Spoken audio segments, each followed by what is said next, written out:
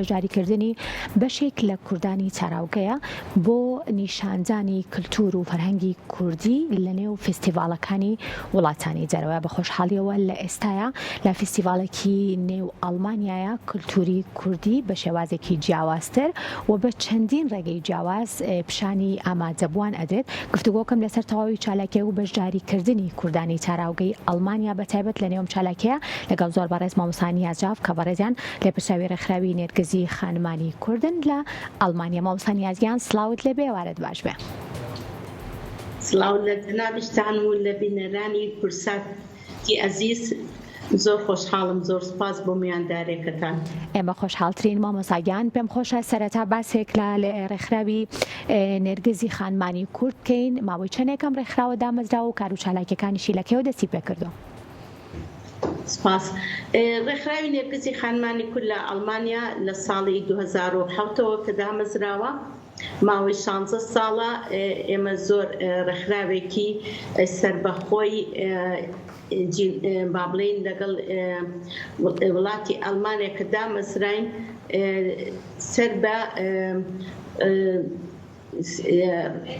NGOین NGOش واتای سەربەخۆیی گشتیە هەوڵ بین بۆ هەموو لایەنێک بۆ هەموو نەتەوەیەک. بە تایبەت ئێمەی کورد لە تاراوگە لە شاری منشن ماوەی 16 ساڵە زۆر ئەکتیڤین. لە بوارەکانی با بڵێن کۆنفرانسمان کردووە دژی خەتەنەکردن، کۆنفرانس پردی گفتوگۆ لە بینی کوردستان و ئەڵمانیا. تەمان ئێمە خۆمان وەک کۆمەک مامۆستا نیازجاف ئەندامی سۆشیال دیموکراتی ئەڵمانیاشم بە هەڵبژاردنیش هەڵبژێرام بوومە ئەندامی ئەنجومەنی شارەوانی شاری منشن لە ساڵی 2010 خۆی 4 ساڵە، بەڵام من تا 2 ساڵ کردم لەبەرەوەی ناوم هاتەوە لە زانکۆ چۆم 6م خوێنەوە پێش ئەویش ئەوەنی 6 ماسنامەم و کە 6م خوێنەوە لە ئەڵمانیا و زانکۆی ئەڵمانیا زۆری گرتم مێنیجمەنت سۆشیال ئینۆڤاسیۆن. جا ئەم کارانە لەبەر ئەوەی کە من ئەکادمیشم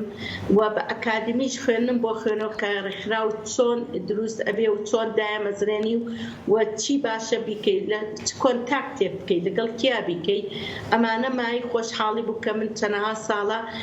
چالاکی جۆراوجۆرمان نمایشتەکانمان نمایشتی کوردیمان هەبووە، 8 مارسمان کردووە با بڵێن کۆنفرانسی جیهانی خانمانی جیهان لە ڤێنزوێلا یادی 100 ساڵی 8 مارس لە ڤێنزوێلا مای خۆشحاڵی بۆش بەشدار بووین. هەموو 5 ساڵ جارێکیش کۆنفرانسی جیهانی خانمانی جیهان ئێمە وەک خانمانی نێرگز وەک کورد بەشدارە بین. مای خۆشحاڵیە کە ئەم فیستیڤاڵی ئەم ساڵیش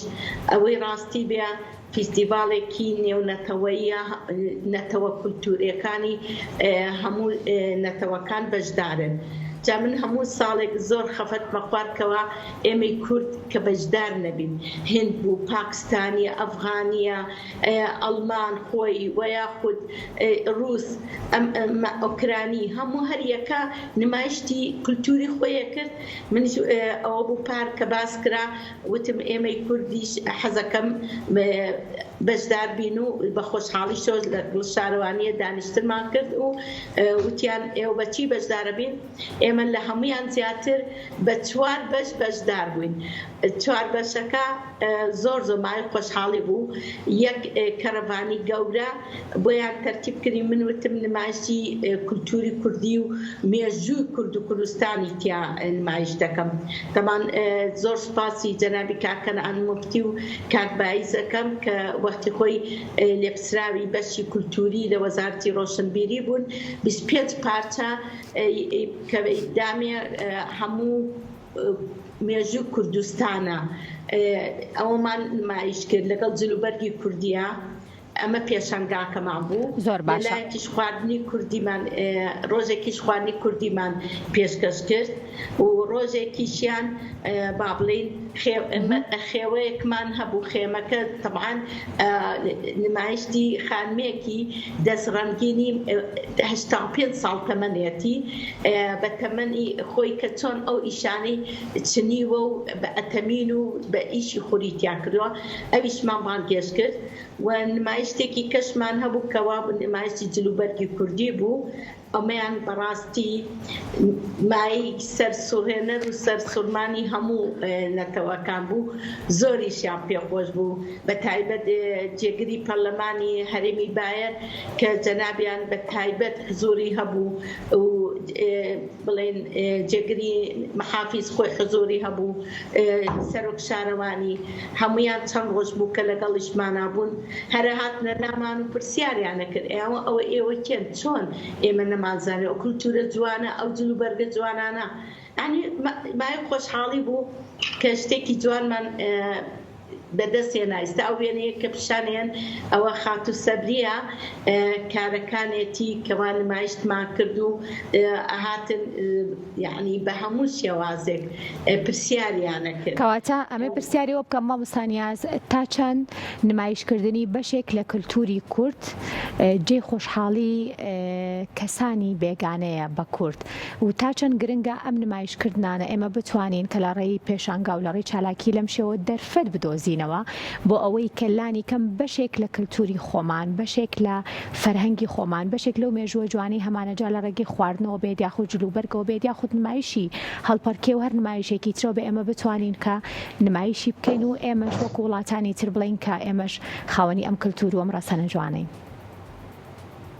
ئەوە زۆر زۆر ڕاستە بۆ ئێمەی کورد بە تایبەت کوردی کوردستانی عێراق سۆرانی کوردی سۆرانی ماوەی لە ساڵانی نەوەکانەوە هاتوونەتە تێکەڵی جیهانی دەرەوە ئەوروپا بووین زۆر زۆر زۆر گرنگە کە پیشانیان بین کە ئێمەکەین ساڵانی پێشوو کە ئەماوە کوردین ئەیان خەڵکی کوێن ئەماوە خەڵکی کوردستان ئەفغانستان پاکستان زۆر ناخۆش بوو بۆمان کوردستانیان نەئەناسی بەڵام مای خۆشحاڵی بۆ هەرچەنە کە داعش ئەوە بوو زەربەی گەورەی لێیان داعش ئەوە بوو پشتی شێرمان بەرکەوە بە تایبەت یەزیدیەکان کەوا بە هەموو شێوازێک ناخۆشییان بینی بەڵام بەهۆی داعشی شەوانەیە بەهۆی پێشمەرگەوانەیە کەوا ئێمە ناسەنراین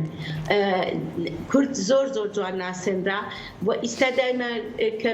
وازان کورد هەرەوەیە بەس پێشمەرگە بێت جەرگاوەر بێ نەخێر پێویستە ئێمە ئەم کولتورانەمان پیشان بین ئێمە بچینە ناو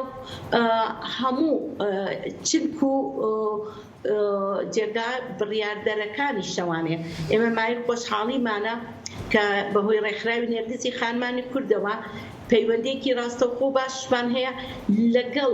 هەموو لایەنە سیاسەمەدارەکانی ناو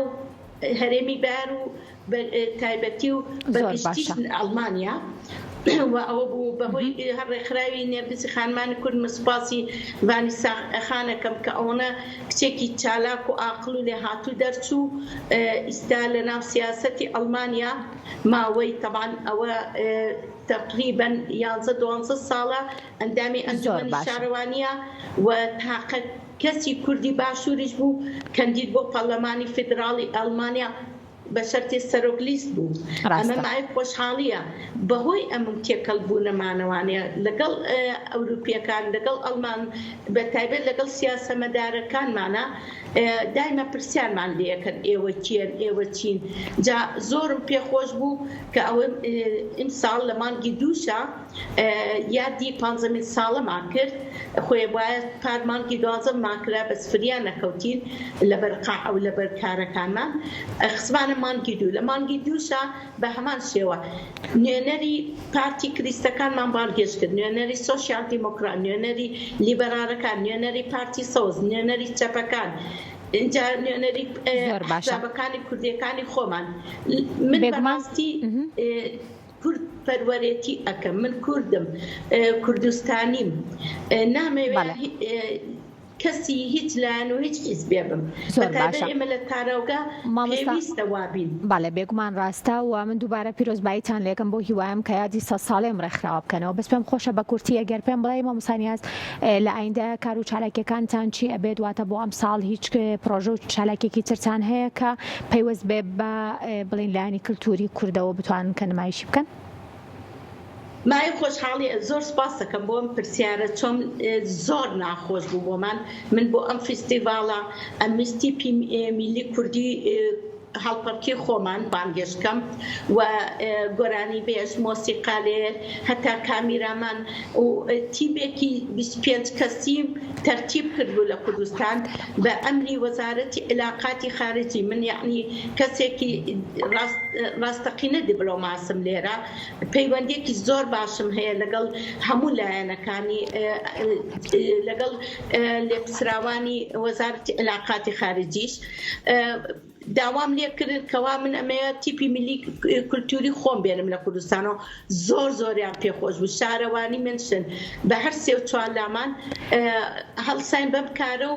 ئەمری 25 کەس چوو بۆ قونسوڵەتی ئەڵمانی لە هەولێر کەچی دوو دانەمان بە دیارەوە دانیشتم بە شەکل جوابیشیان ناینەوە وتیان ئەوە ئەمری 25 کەسمان بۆ هاتۆ لیستمان بۆ بێنن لیستم بۆ ناردوون کەچی جوابیان نەیانەوە ئەمەم زۆر زۆر پێ ناخۆش بوو کەوا نەیان هێش ئەو تیپە میلیەمان و ئەو مۆسیقالێر گۆرانی بێژانەمان بێن بەو هیوایی کە بۆ ئایندە من ئستا خەریکی ئەو شکاتم ئەیکەم و ئیشەڵڵا سەرکەوتنیشی تیا دەسێنین و ئەمەوێت دوو کاری جوانتر لە ئەم ساڵە ئەنجام بدەین. بەو هیوایم کە کارەکانتان بەردەوامی هەبێت و ئێمەشتوان لە ڕێی کورسات مەگەزینەوە تاوی چالاکیەکانی ئێوە بخەینە ڕوو سوپاس بۆ بەڕێز مامۆستا نیازجاف لە پرساوی ڕێکخراوی نێرگزی خارمانی کورد لە ئەڵمانیا کە گفتوگۆمان کرد لەبارەی چالاکیەکانەوە لە نێو وڵاتی ئەڵمانیا دووبارە سوپاس بۆ بەڕێزیان.